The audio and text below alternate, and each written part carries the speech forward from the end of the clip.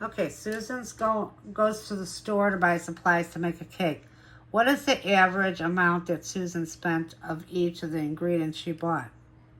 This is problem number 3, chapter 5, lesson 6.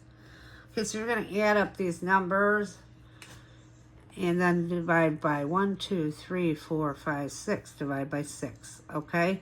So 489 plus 213, 10, it's 702, 110, be 812, 375 would be 1187. Let's put that up here. 98 cents.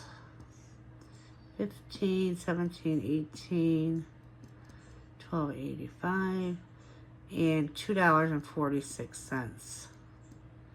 11, 12, 13.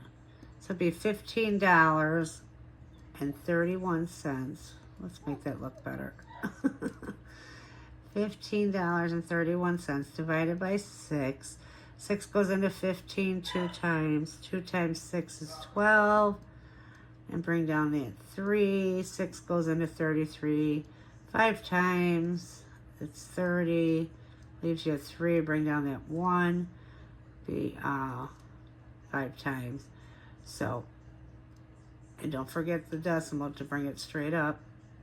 So it'd be $2.55. Your answer should be B.